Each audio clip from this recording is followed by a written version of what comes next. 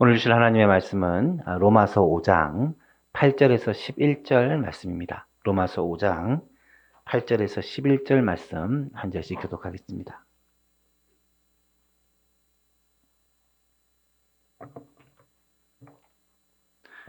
신약성경 245쪽에 있습니다. 로마서 5장 8절에서 11절까지 한 절씩 교독합니다. 우리가 아직 죄인 되었을 때에 그리스도께서 우리를 위하여 죽으심으로 하나님께서 우리에 대한 자기의 사랑을 확증하셨느니라.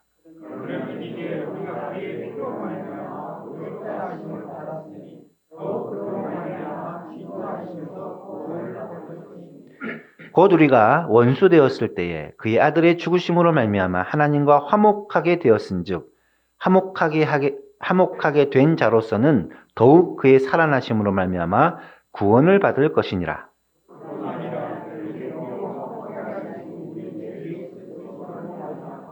하나님 안에서 또한 즐거워하느니라. 아멘.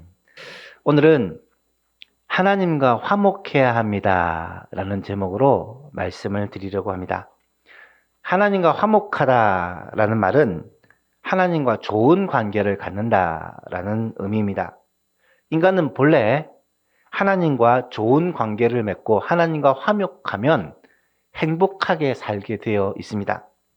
창세기 1장을 보면 하나님께서 모든 만물을 창조하신 후에 마지막으로 사람을 만드셨는데, 사람을 만드실 때 하나님의 형상을 따라 하나님의 모양대로 만드셨다라고 기록합니다. 하나님이 자기 형상, 곧 하나님의 형상대로 사람을 창조하시되 남자와 여자를 창조하셨다라고 말씀하죠. 이 말은 하나님께서는 사람을 하나님을 닮은 존재로 지으셨다라는 말입니다.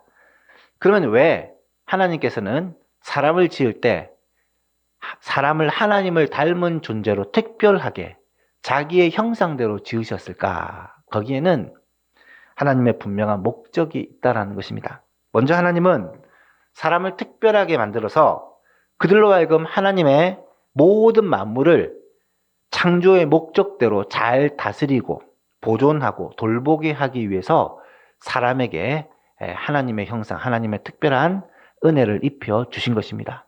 또 하나는 하나님은 사람을 하나님을 닮은 존재로 만들어서, 영혼을 가진 존재로 만들어서 하나님과 교제케 하기 위해 하나님을 찬양하고 하나님께 감사하고 또 하나님께 도움을 구하며 그렇게 살아가는 존재로 만드신 것입니다. 최초의 사람이었던 아담과 하와는 에덴 동산에서 이 창조의 목적대로 하나님을 찬양하고 하나님께 영광을 돌리고 또 하나님께 맡기신 사명을 따라 만물을 잘 다스리며 그렇게 살았습니다. 그렇게 살았을 때 인간은 행복을 누렸다는 것이죠. 가장 복된 삶을 살았다는 것입니다. 그런데 이 아담이 사탄의 꿰매 빠져가지고 하나님의 말씀을 거역하고 하나님을 떠나게 됩니다. 하나님과 이 관계가 깨어지게 됩니다.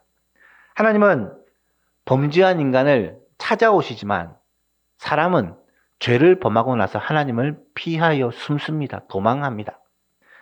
하나님을 떠난 인간은 하나님께로 돌아오라는 하나님의 이 말씀을 거역하고 점점 더 하나님으로부터 멀어져 갑니다. 그 결과 어떻게 됩니까? 인간은 하나님과 원수가 되어지고 하나님의 진노 아래 있는 존재가 되어버린 것입니다.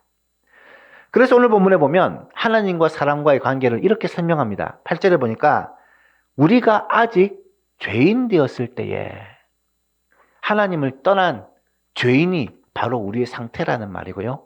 10절에 보니까 곧 우리가 원수 되었을 때에, 이 말은 우리가 하나님과 원수가 된 상태로 있다라는 의미입니다. 하나님을 떠난 인간은 죄인인 상태에 있고 하나님과 원수가 된 상태에 있다라는 것이 성경의 진단입니다. 그렇다면 왜 인간은 하나님과 원수가 되는 지경에까지 이르게 되었을까? 왜 사람은 하나님과 원수가 되는 이 지경에까지 이르게 되었을까? 첫 번째로는 마음에 하나님 두기를 싫어하기 때문입니다. 로마서 1장 28절을 보면 또한 그들이 마음에 하나님 두기를 싫어하며 하나님께서 그 상실한 마음대로 그들을 내버려 주사 합당하지 못한 일을 하게 하셨다라고 기록합니다. 마음에 하나님 모시기를 싫어하면 결국 합당하지 못한 일을 하게 되며 무서운 죄를 범하게 되며 결국은 하나님의 원수가 될 수밖에 없다라는 것입니다. 사람은요, 본래 하나님을 모시고 하나님과 함께 살도록 지음받았기 때문에 하나님이 사람을 하나님을 닮은 영적인 존재로 지은 것은 하나님과 교제하며 하나님과 만나고 하나님과 함께 살도록 지으신 것인데, 사람이 죄를 범함으로 말미암아 우리의 영이 죽고 하나님을 거역하고 하나님과 함께 하기를 싫어하기 때문에 결국은 하나님과 원수가 되는 이 지경에까지 이르게 되었다라는 거죠. 그렇다면 왜 사람들은 하나님을 마음에 두는 것을 싫어할까? 첫 번째 이유는 하나님이 없다라고 생각하기 때문입니다. 성경을 보시면 하나님을 없다라고 하는 자를 향하여 하나님은 굉장히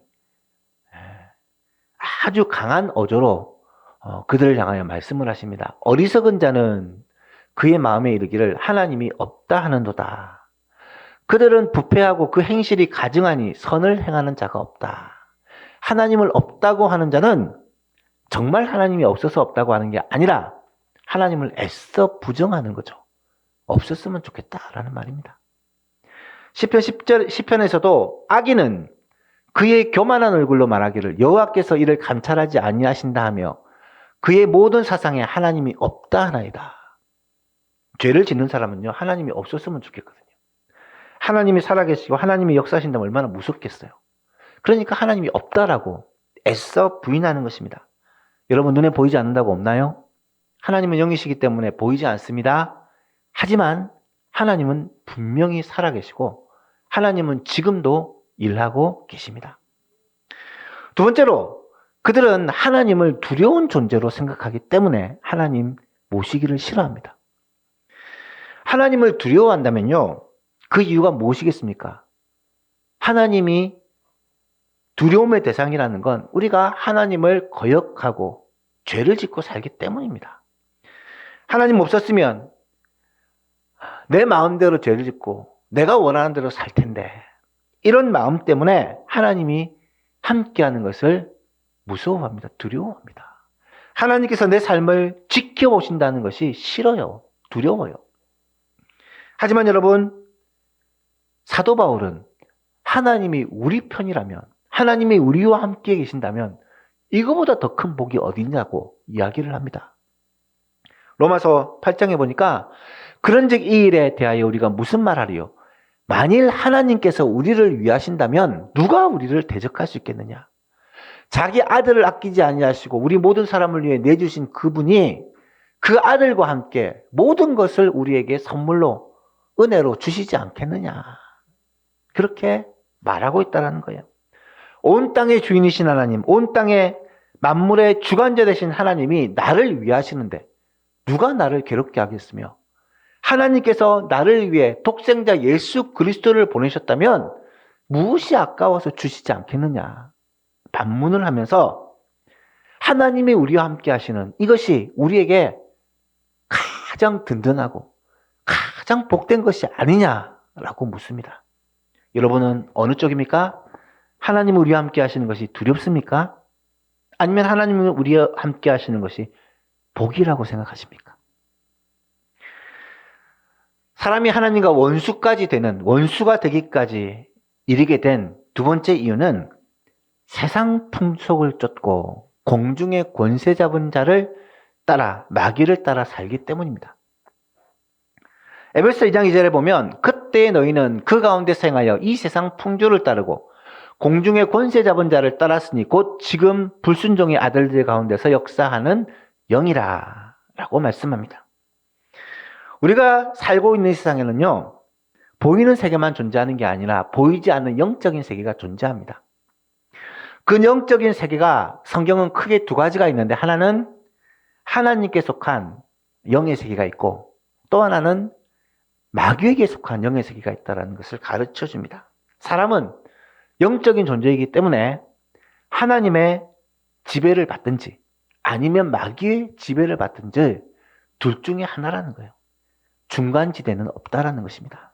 다시 말하면 사람들은 죄를 지을 때 내가 원하는 대로, 내 마음대로, 내가 하고 싶은 대로 산다고 생각하지만 사실은 내가 하고 싶은 대로 사는 게 아니라는 거예요. 하나님을 주로 모시고 살거나 그게 아니라면 마귀를 주로 모시고 살기 때문에 내가 내 뜻대로 살아가는 것이 아니라 공중의 권세 잡은 자, 이 땅의 세상 풍속의 주관자인 마귀를 따라 살아가는 것이다 라고 성경은 말하고 있는 것입니다. 악한 영인 마귀는 영원히 하나님을 대적하는 자입니다. 에덴 동산에서부터 하나님을 대적하여 사람을 깨어 하나님으로부터 떠나게 만들었고 지금도 이 마귀가 하는 일은 똑같습니다. 사람들로 하여금 하나님을 떠난다는 말은 결국 마귀의 종이 되는 것을 말하죠. 여러분 잘 기억하시기를 바랍니다. 마귀를 따라 살게 되면 결국 하나님과 원수가 되게 됩니다. 내 뜻대로 내 마음대로 내가 하고 싶은 대로 사는 게 아니라 하나님을 떠난 인생은 마귀를 따라 살 수밖에 없는데 그렇게 될 때 그 결과는 하나님의 원수가 되어지고 마귀가 하는 것은 결국 잠시 잠깐 잘 되는 것처럼 보일 수 있으나 결국은 우리를 망하게 하고 우리를 영원한 멸망으로 이끌어가는 것이 마귀의 목적이고 마귀가 하는 일이다라는 사실이죠.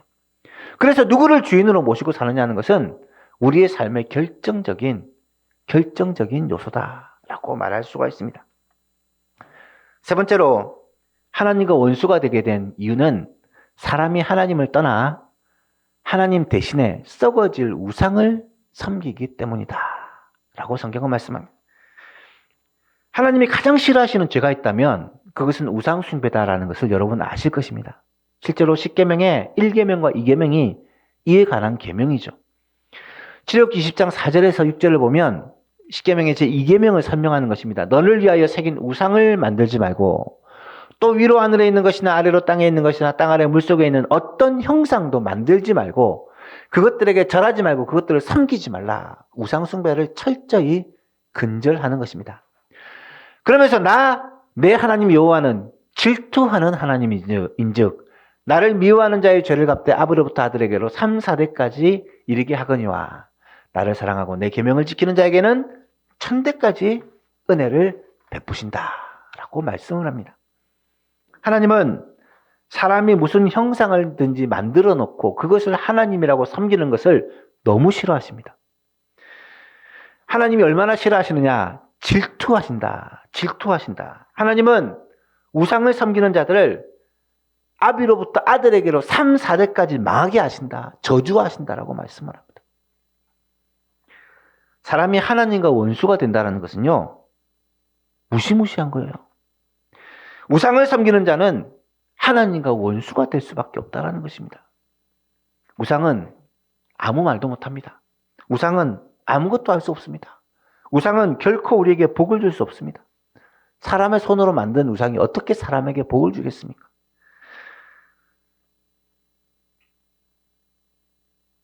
한낱 사람이 하나님의 자리를 차지하고 하나님이 되려 하는 것이 우상인데 그것을 따라 섬기는 것이 얼마나 어리석은 행위이겠습니까? 세상에 그 어떤 피조물도 사람이나 짐승이나 자연 만물이나 해달 별들도 그 어떤 것도 하나님의 자리를 차지할 수 없다라는 것이 성경의 가르침입니다. 결국 우상을 숭배하는 자는 하나님과 원수가 되는 거예요. 자, 그렇다면 하나님과 원수가 되게 되면 과연 어떤 일이 일어나게 될까? 하나님과 원수가 되어 산다면 어떤 일이 일어나게 될까? 로마서 1장 18절에는 이렇게 말씀을 합니다. 하나님의 진노가 불의로 진리를 막는 사람들의 모든 경건하지 않음과 불의에 대하여 하늘로부터 나타난다. 하나님의 진노가 나타난다. 어떤 사람을 향하여? 하나님과 원수가 된 사람. 불의로 진리를 막는 사람. 하나님과 원수가 된 자들을 향하여 하나님의 진노가 쏟아진다. 하나님의 진노라는 것은 하나님의 심판이 임한다라는 것을 말하는 것입니다. 하나님과 원수가 되어 하나님을 떠난 자들에게 하나님의 심판이 임하게 되는데, 오늘 본문에서는, 오늘 본문 바로 다음입니다. 5장 12절에서는 이렇게 말합니다. 그러므로 한 사람으로 말미암아 죄가 세상에 들어오고, 아담을 가리키는 거예요. 죄로 말미암아 사망이 이 땅에 왔나니 이와 같이 모든 사람이 죄를 지었으므로 사망이 모든 사람에게 임하게 되었다. 결국 하나님의 진노, 하나님의 심판은 뭐라고요? 사망이라는 거예요. 사망. 사망이라는 것은 한자어로 풀면 죽어서 망한다라는 말입니다. 여기서 사망이라는 것은 이 세상에서의 죽음만을 의미하는 것이 아닙니다. 이 세상을 떠나는 죽음은요, 모든 사람에게 있는 것이죠. 하지만 성경은 사망이 영원히 망하게 되는, 영원히 죽게 되는 둘째 죽음이 있다라고 말을 하고 있습니다. 영원히 고통받는 지옥이 사망이라는 거예요. 여러분, 하나님을 사랑하고 하나님과 화목한 성도들도요, 이 땅에서 고난을 당하고 어려움을 당할 수 있습니다. 하지만 우리에게는요, 없는 것이 있어요. 영원히 망하는 영원한 죽음은 없습니다. 하지만 하나님과 원수가 되어 살아가는, 하나님과 원수가 되어 살아가는 자들은 이 땅에서도 고난을 당하지만 이 땅을 떠나는 날 영원한 지옥의 고통을 피할 수가 없다라는 것입니다. 이게 사망이에요. 이게 영원한 죽음입니다. 여러분 한번 상상을 해보십시오. 하나님과 원수가 된다는 말은 하나님이 우리를 대적한다는 말이에요. 여러분, 누구와 사이가 안 좋으면 기분 안 좋죠. 친한 친구와 싸워도 기분이 안 좋고, 엄마 아빠랑 싸워도, 자녀들과 싸워도 기분이 안 좋은데, 여러분을 싫어하고 여러분의 대적이 엄청나게 힘과 권력을 가지고 여러분을 마음대로 여러분을 어떻게 할 수 있는 사람이라고 하면 얼마나 두렵겠습니까? 얼마나 쫄리겠어요? 밤에 잠이 올까요? 하늘, 땅, 천지 만물의 주관자시고 온 세상 만물을 만드신 하나님, 지금도 세상을 다스리시고 모든 사람의 마음을 주관하시는 하나님이 우리의 대적이 되고 우리의 원수가 된다면 상상만 해도 끔찍할 수밖에 없을 것입니다. 여러분, 혹시 찰스 스펄전 목사님이라고 아십니까? 영국 교회 20세기 부흥을 이끌었던 대단한 목사님이에요. 이 스펄전 목사님이 어떻게 하나님을 만나고 하나님께로 돌아오게 됐느냐, 그 일화는 매우 유명합니다. 어느 날 스펄전 목사님이 친구와 함께 길을 걷고 있는데, 당시 이제 법학을 공부하는 법학도였어요. 소나기를 피하기 위해 어떤 나무 밑으로 잠시 비를 피합니다. 갑자기 비가 와가지고. 그런데 그 순간 갑자기 벼락이, 번개가 쳤는데 이 나무 위로 떨어진 거예요. 번개가 꽝 치면서 나무가 불이 탔는데, 문제가 자기 옆에 있던 친구가 그 벼락에 감전이 돼서 그 자리에서 쓰러져 죽은 거예요. 그 장면을 스펄전이 목격을 합니다. 그러면서 갑자기 마음속에 엄청난 두려움이 임해요. 만약에 내가 하나님을 떠나고 하나님과 원수가 되어 산다면 이것은 정말 상상만 해도 끔찍한 일이구나. 천지 만물을 주관하시고 자연의 모든 것을 주관하신 하나님이 만약에 나를 대적하신다면 나는 정말 상상할 수가 없겠구나. 이때부터 스펄전은 하나님의 심판을 두려워합니다.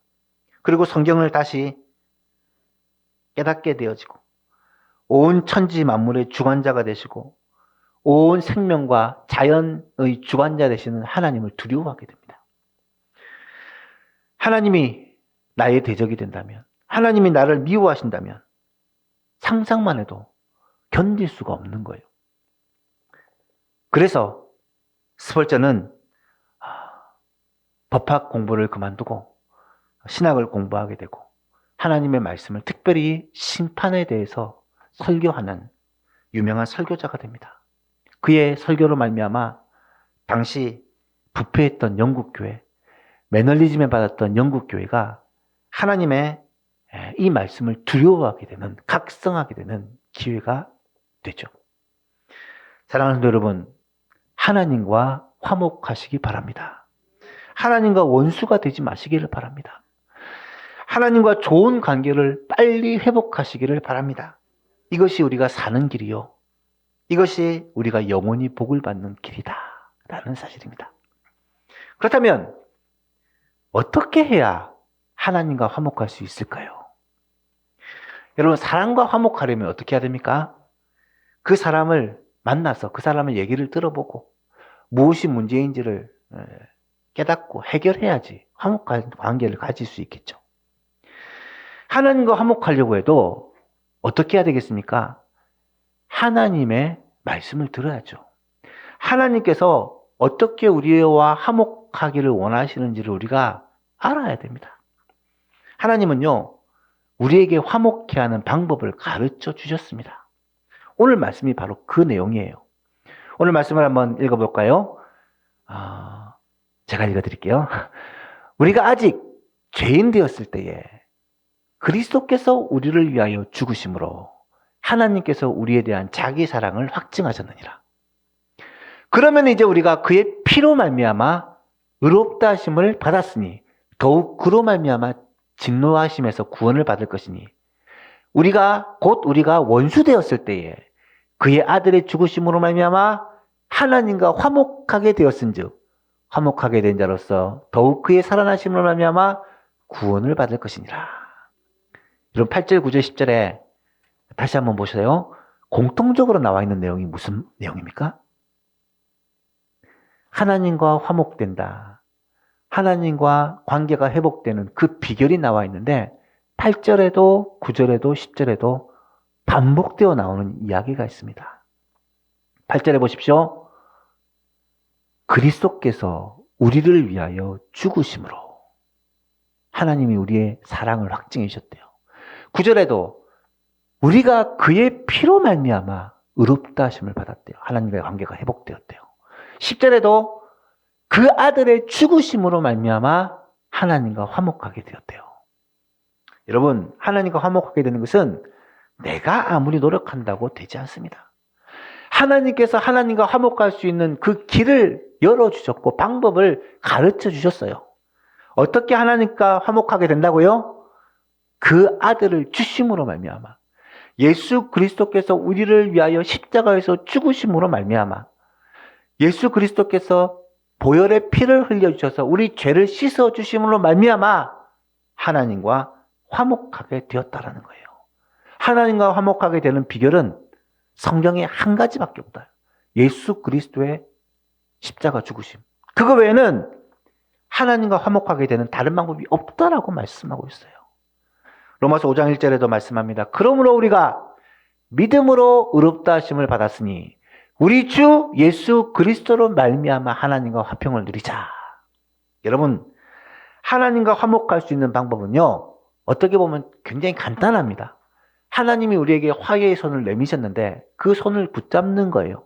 하나님 우리에게 내미시는 화해의 손이 뭐냐?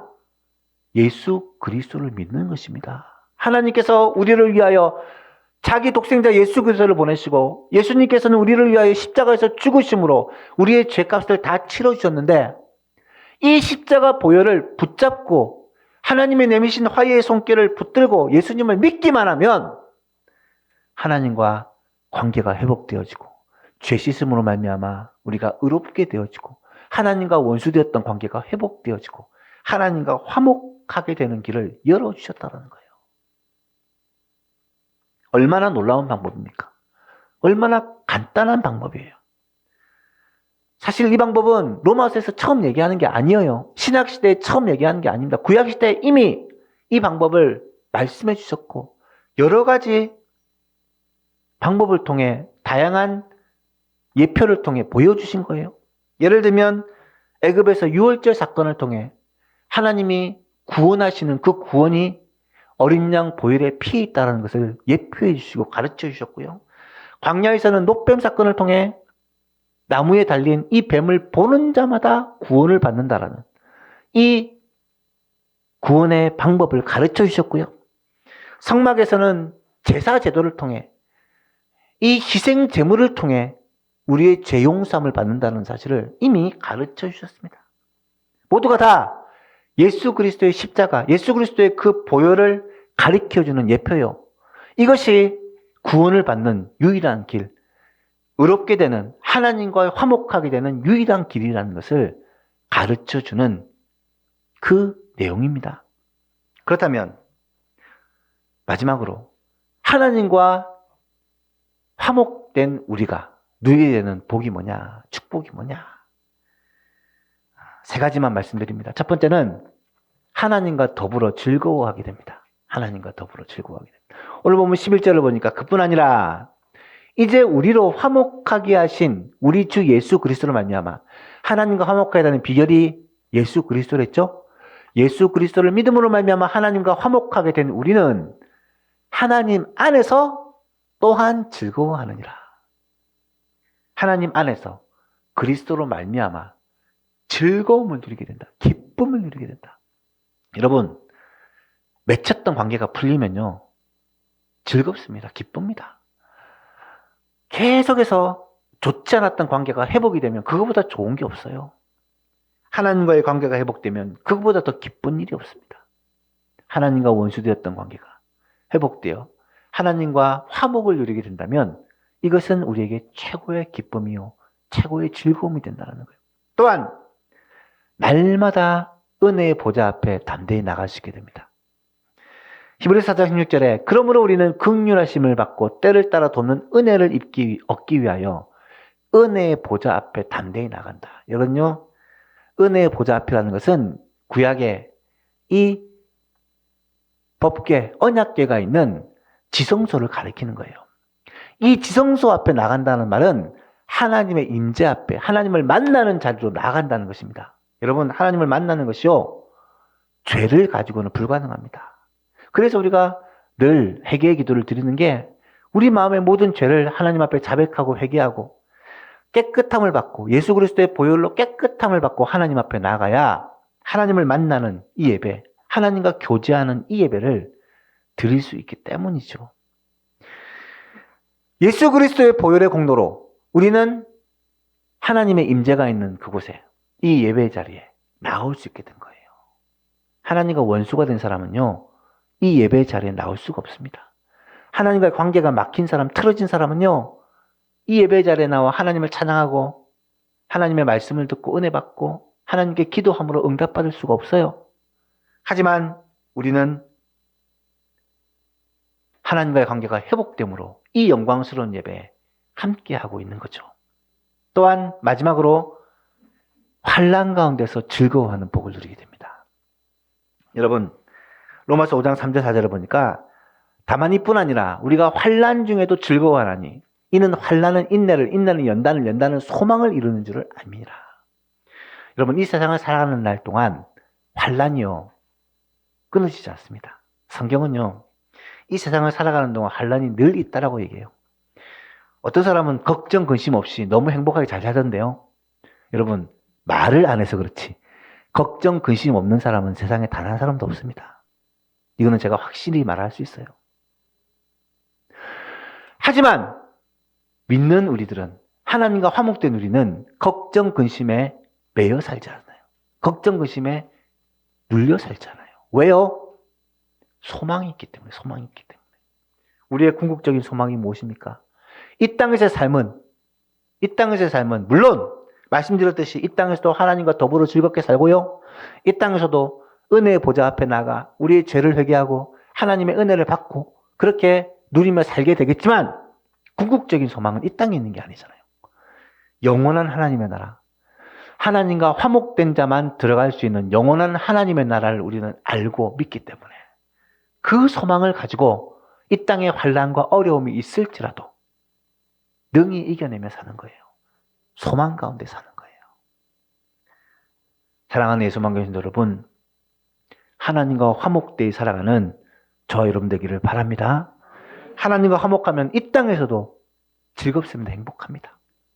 하지만 진짜 복은 이 땅에 있는 게 아니라 영원한 하나님의 나라, 영원한 하나님의 나라가 우리에게 있다라는 이 사실로 말미암아 우리는 어떤 상황과 환경 속에서도 감사하고 어떤 환경 속에서도 소망을 잃지 않을 수가 있게 된다라는 이 사실이죠.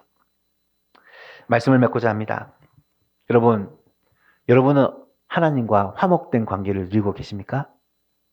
혹시 요즘 들어 하나님과 좀 관계가 소원해지고 좀 멀어졌다는 느낌이 드시지는 않습니까? 요즘 들어 하나님을 찬양하면 감동이 없고 하나님께 기도해도 마음이 좀 냉랭하지는 않습니까? 하나님을 매일매일 말씀과 기도를 통해 만나고 교제하고 계십니까? 아니면 주일 예배 때만 하나님 앞에 나오십니까? 하나님과 화목할 수 있기를 진심으로 소원합니다. 하나님과 화목을 누리는 것이요, 우리 인생의 복 중에 최고의 복입니다. 내가 하고 싶은 대로 사는 게 그게 복이 아니라 하나님과 화목되는 것이 진짜 복이에요. 하나님과 원수가 되었다고 생각해 보시오. 끔찍하지 않습니까? 하나님과 화목을 누리면요, 이 땅에서도 은혜와 평강을 누리며 살 수 있고, 이 땅을 떠나는 날 하나님이 예비하신 영원한 하나님의 나라에서 주와 함께 영원히 살게 될 것을 이미 약속받은 하나님의 나라를 기업으로 약속받고 성령으로 인을 쳐주신 이 은혜 가운데 살아가는 우리들, 이것보다 복된 삶이 없다라는 사실입니다. 사랑하는 예수만교회 모든 성도님 여러분, 하나님과 화목함으로 말미암아 이 땅에서도 그 영원한 영광의 복을 누리고 이 땅을 떠나는 날 영원한 복을 누리는 예수만교회 모든 성도님들이 될 수 있기를 주님의 이름으로 축복합니다.